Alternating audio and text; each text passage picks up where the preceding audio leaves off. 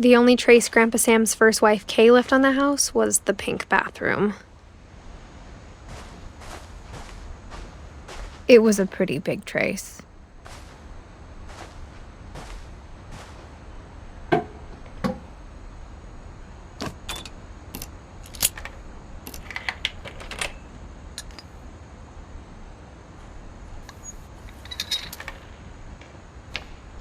There's a secret in this bathroom. It's in the last place you would look. It isn't in the cupboard. It's hidden in this book.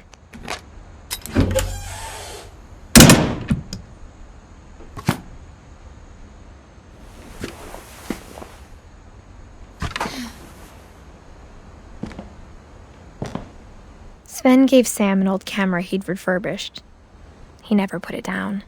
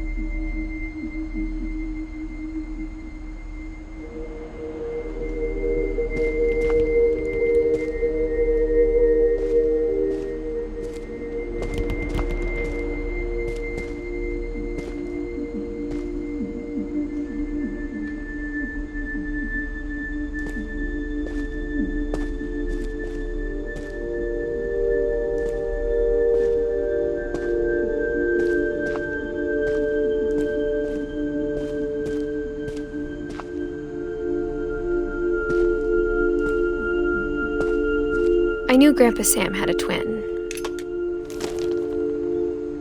and that he never talked about him.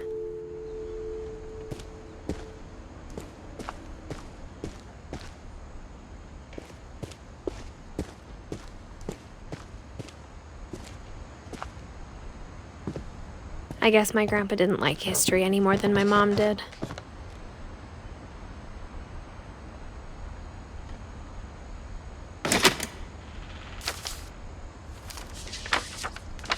How I Want to Remember My Brother by Sam Finch. The thing I remember is that when he made up his mind, that was it.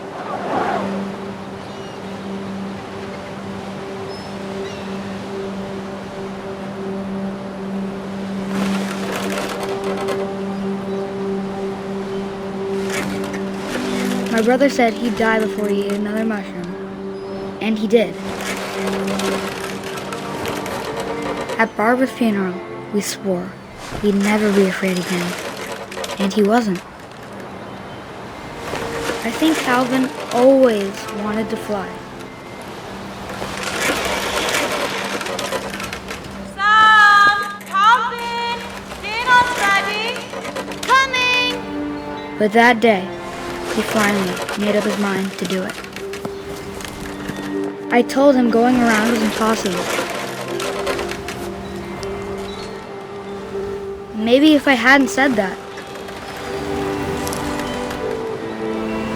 Calvin! I'm not gonna tell you again!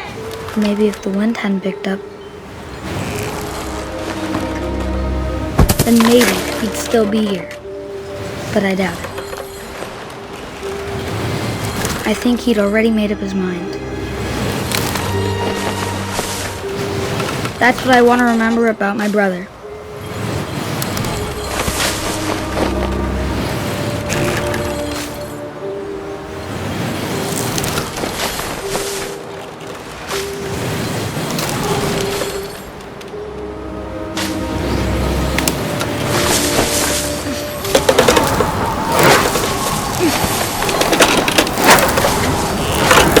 The day he made up his mind to fly.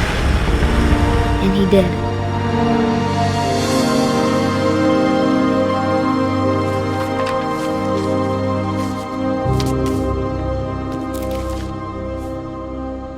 Calvin's story felt strangely familiar. When I was younger, I remember trying to do the exact same thing.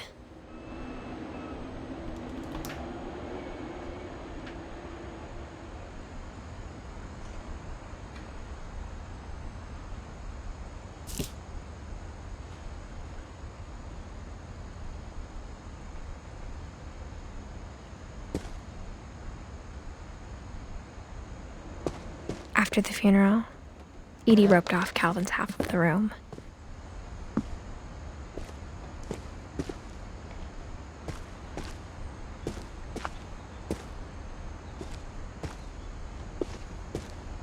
Mom said Grandpa Sam enlisted at 18 and never set foot in the room again.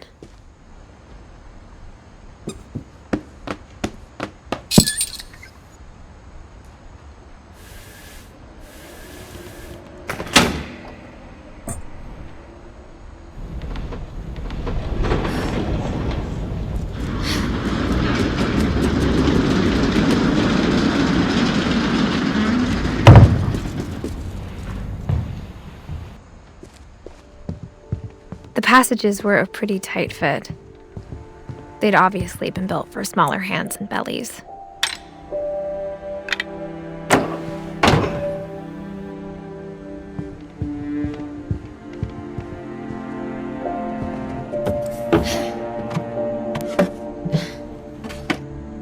Growing up, I always thought of Barbara as a child star.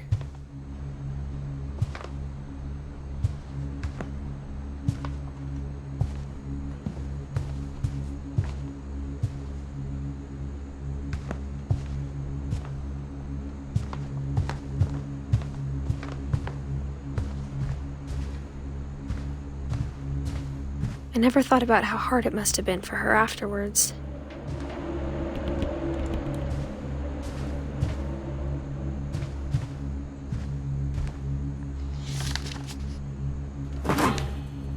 Of all the stories people wrote about Barbara's death, I'm surprised Edie saved this one.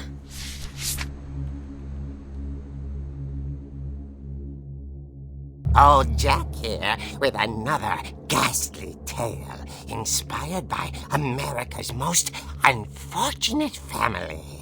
I'm calling it The Surprise Ending of Barbara Finch. As a child star, Barbara was famous for her scream. Now at 16, she was all washed up. A has-been. But in a lucky break, she'd been asked to perform her signature scream at a local convention for monster movie fans. It was just the boost her career needed. Unfortunately, her scream hadn't aged well. Getting better. I think you just need the right motivation. Her biggest fan and current boyfriend, Rick, was about to demonstrate when... Now that was a great scream. It was Barbara's father, Sven.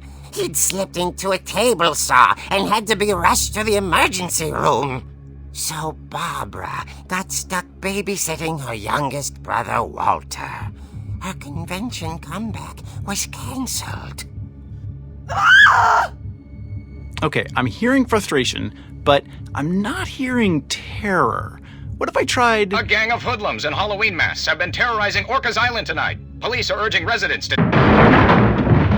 That came from the basement. You're right! Also, I loved your delivery on that. Why is your basement door locked?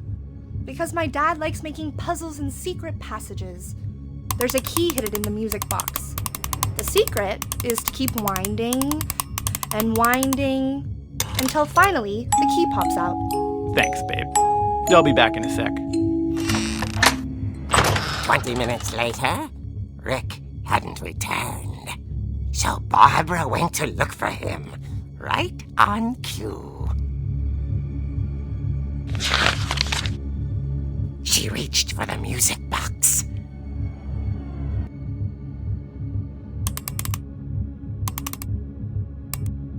And as she wound the key, she listened for Rick, but the house was silent.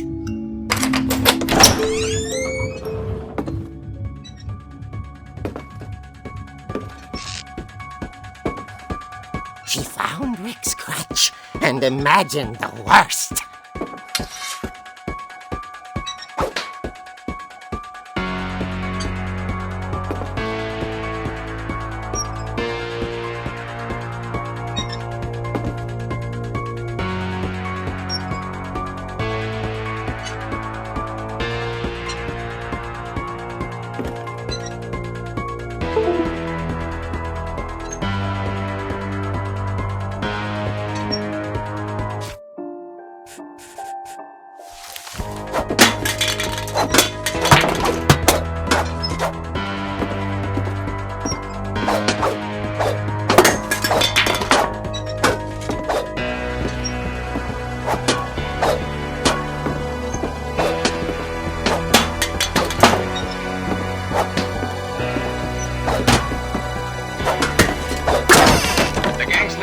Infamous Hookman killer, Dr. Carl Hamill, who impaled and then ate his family 10 years ago tonight.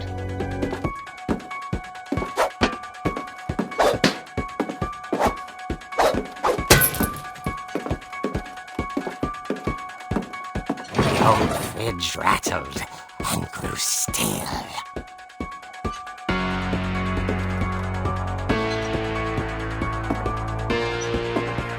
Oh dear! Oh! Rick? Barb, relax. I was just trying to scare you to help you find your scream. Well, I'm not scared, Rick. I'm furious. Then act furious.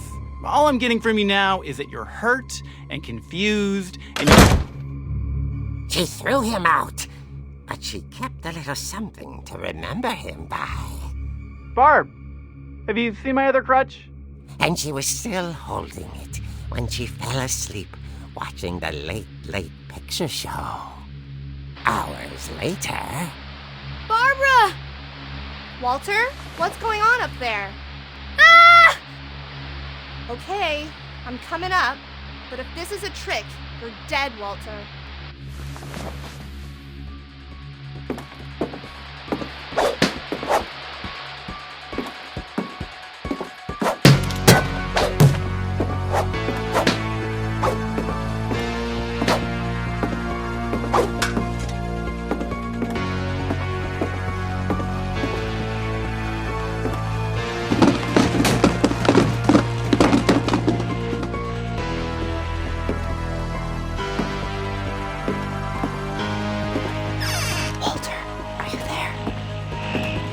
Walter had vanished, but his bedside radio was still on. Orcas Island police describe the man as 6 feet tall, with a steel hook for a hand. Residents are urged to lock all doors and windows and notify the police of any suspicious activity. Barbara turned, saw the hookman, and was speechless. He was quite smashing.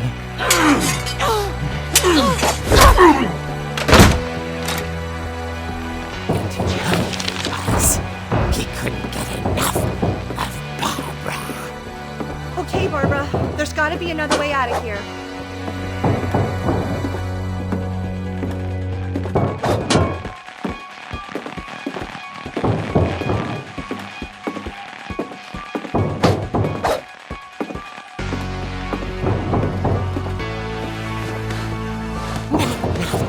She played her part beautifully.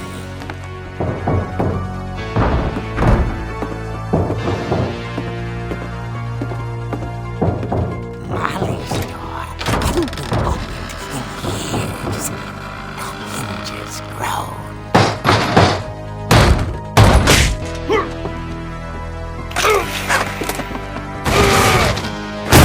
He wasn't moving, but she sensed the story might not be over yet.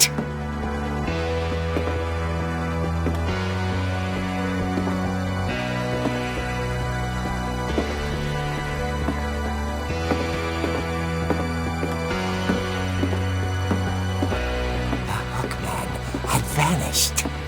She listened for his breathing, but all she heard was...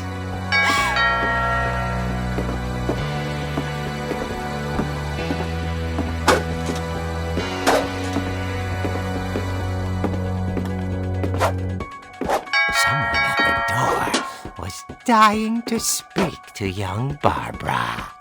At the door, she heard whispering. It was coming from inside the house.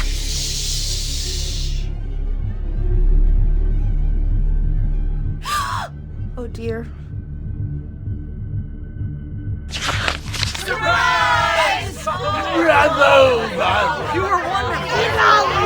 The monsters had come to surprise her.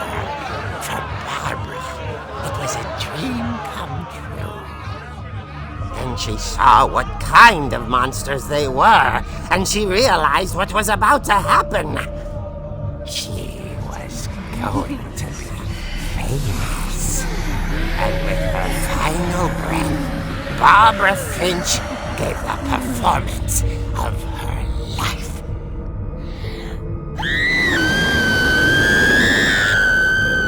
I wasn't there myself, but I hear Barbara was magnificent.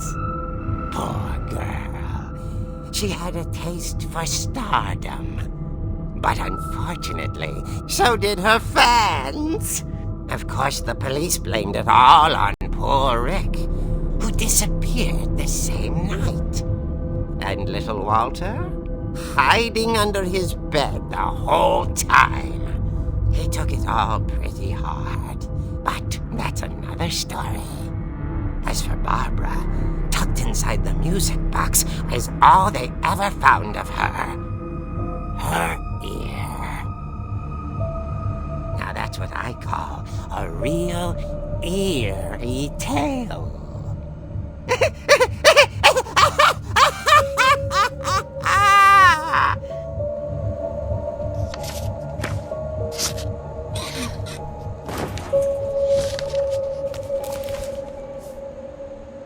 Edie told me all Barbara wanted was to be remembered, as absurd as that comic was. Maybe what Edie saw was a happy ending.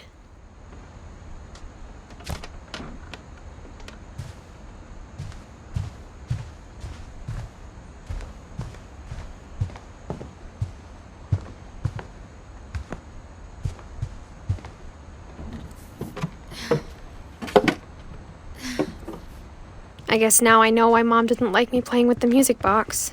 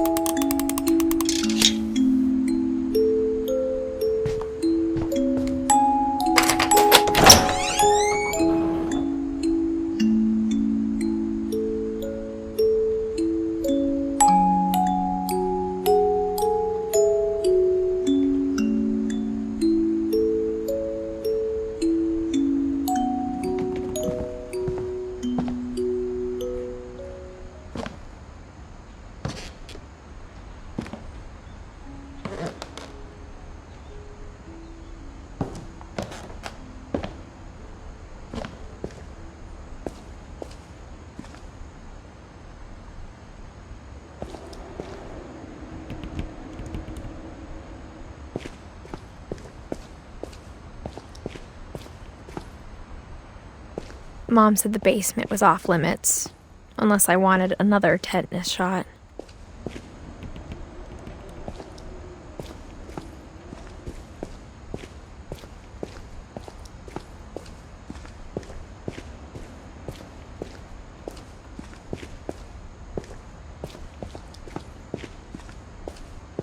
I saw Edie sneak down to the basement once, carrying packages.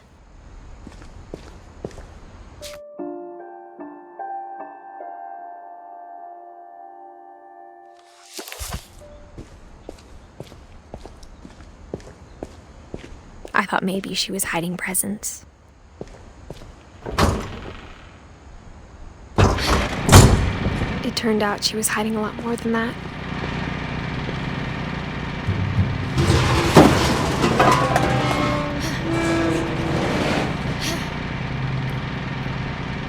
remember asking Mom once about where Walter had gone.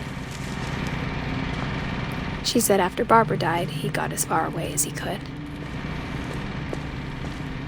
If there's a pattern in all these stories, I think it's that none of us has gotten very far.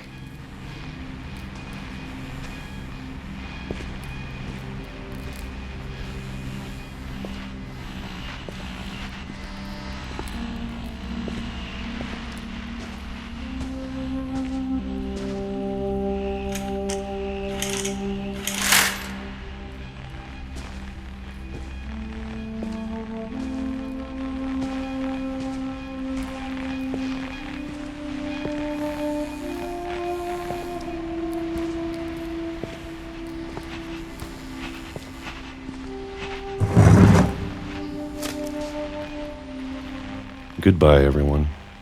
I can't believe I've been down here for 30 years. On that first day, after the shaking started, I didn't think I'd survive a week.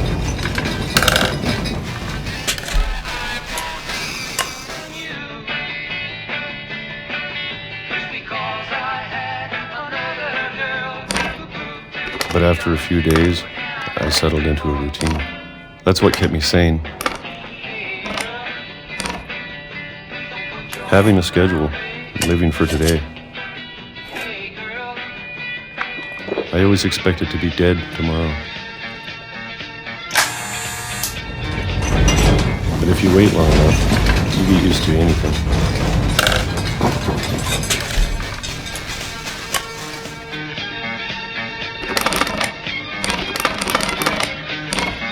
Even a monster on the other side of the door starts to feel normal. Almost friendly.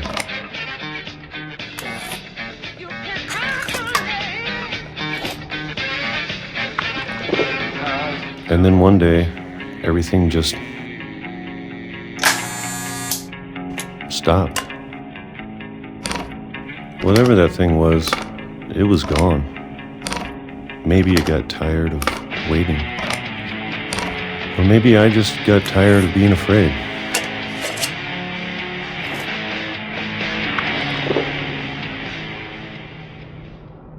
It's been a week now, the longest in 30 years.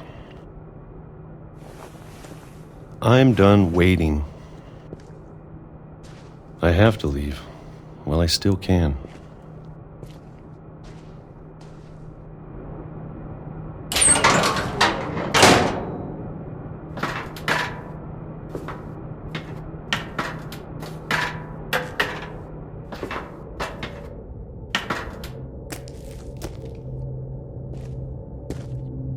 I know it's out there, somewhere. Whatever killed Barbara and Molly and Calvin.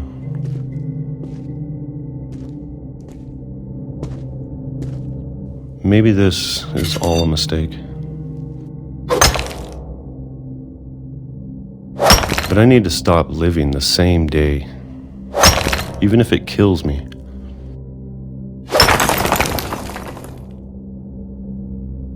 Whatever's out there, I want you to know I'm ready for it.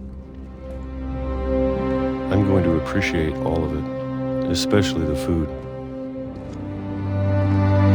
I don't mind if I only have a year left. Or a month. Or a single week. I'd be happy with one new day. I can already imagine the sun on my face.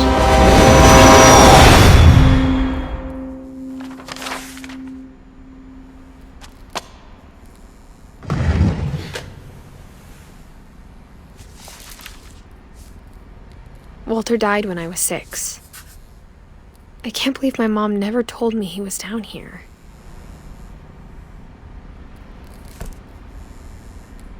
I'm sure my mom was trying to protect me.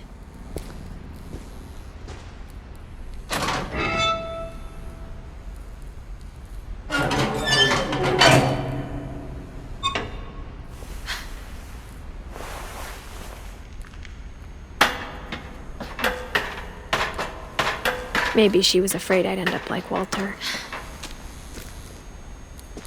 But if she never told me about an uncle under the house, I can only imagine what else she was hiding. I don't want to make the same mistakes she made.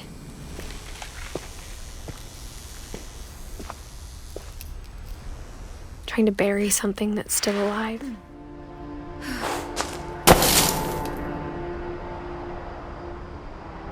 Now that there's only one of us left, or maybe two,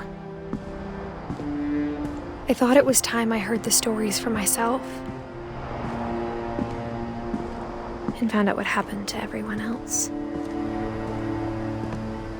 But now I'm worried the stories themselves might be the problem. Maybe we believed so much in a family curse, we made it real.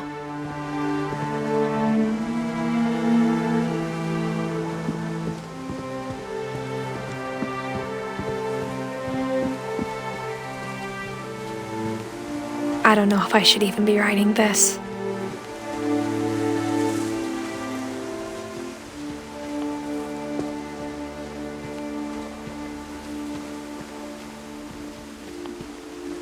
Maybe it'd be better if all this just died with me.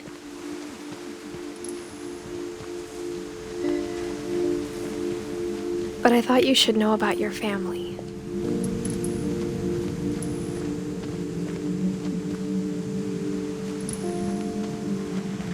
And the history you're a part of.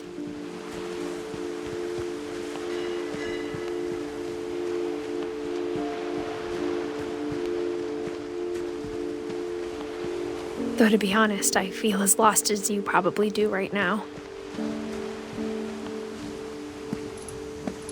I think the people in these stories believed them, for what that's worth.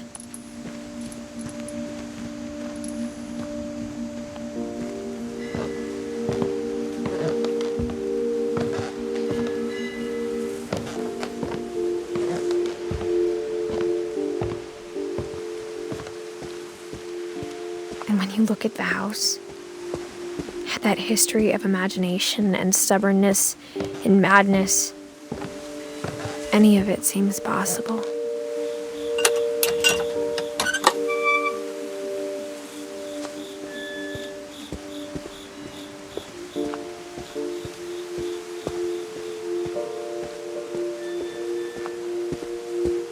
I think we've been surrounded by death for so long, we've just gotten used to it. What kind of family finishes building a cemetery before starting the house?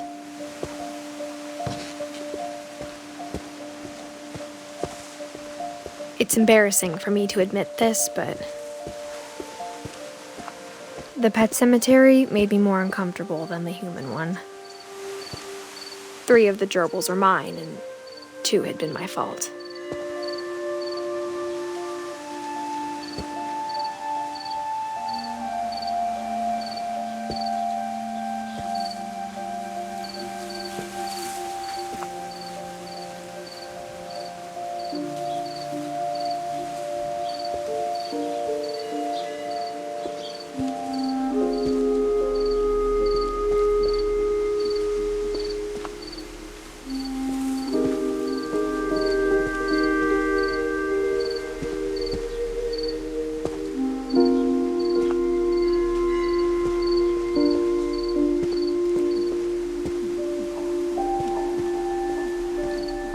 Sven built the house, but it was Edith who designed the cemetery.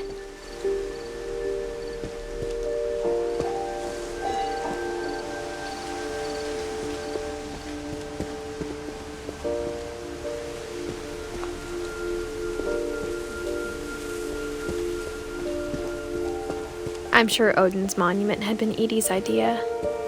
My mom was always trying to move on, but for Edie, the past never went away.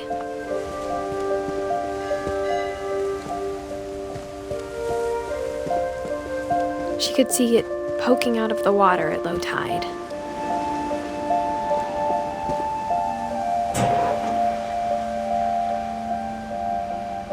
Edie said she dreamed about the old house every night.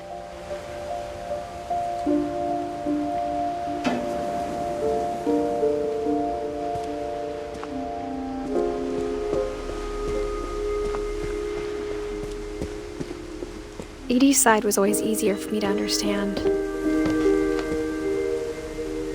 But the older I get, the more I can see where my mom was coming from.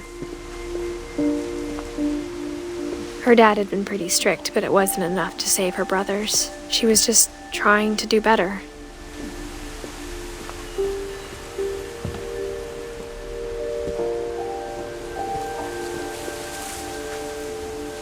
She lost 2 of her brothers, just like I did. I get why she tried so hard to protect us.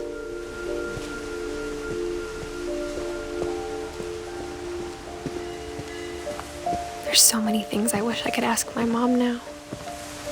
Part of me thinks this is what she wanted all along. For me to come back someday and find everything out for myself.